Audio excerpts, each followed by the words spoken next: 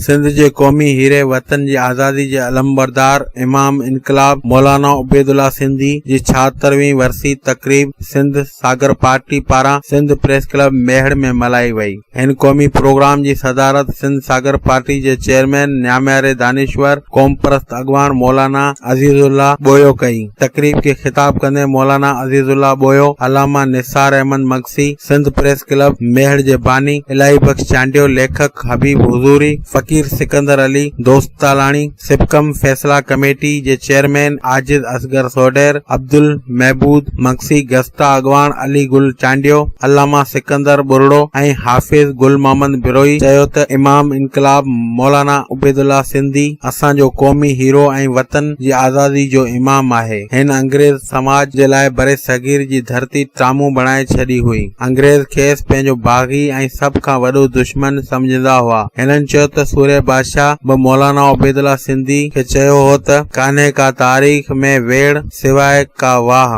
उन खां पोइ शहीद सूर्या बादशाह हुरनि खे अंग्रेज़नि ख़िलाफ़ झर जंग वेड़ जो हुक्म कयो हो। हिननि चयो त मौलाना उबैदुल्ला सिंधी तुर्की रूस अफगानिस्तान में 24 साल जलावतनी जा गुज़ारे। जॾहिं सिंध आयो त उन वक़्तु सिंध जे वज़ीर आला शहीद अल्लाह बख्श सूमरे संदसि इस्तक़बाल कयो। हिकु आलम दीन ते अंग्रेज़ जे छाड़तन कुफर जूं फतवाऊं जारी कयूं ऐं खेसि मारण जूं साज़िशूं कयूं वयूं ऐं 22 अगस्त 1944 ते खेसि ज़हर ॾेई मारियो वियो। प्रोग्राम हाफिज़ मोहम्मद दीन बिरोई, अल्लामा रफ़ीक अहमद रड़वी, सिंध प्रेस क्लब मेहड़ जे अब्दुल हमीद कोसो, मोहम्मद इब्राहिम चांडियो ऐं ॿियनि शिरकत कई। जॾहिं त क़ौमी मुशाइरे में शरीफ कोसो, हुज़बुल्ला मेहड़ाई, बेबाक नूर अहमद जतोई, फकीर सिकंदर अली दोस्तालानी हिस्सो वरितो ऐं निकोर शाइरी ॿुधाए ख़ूब दाद हासिल कयो।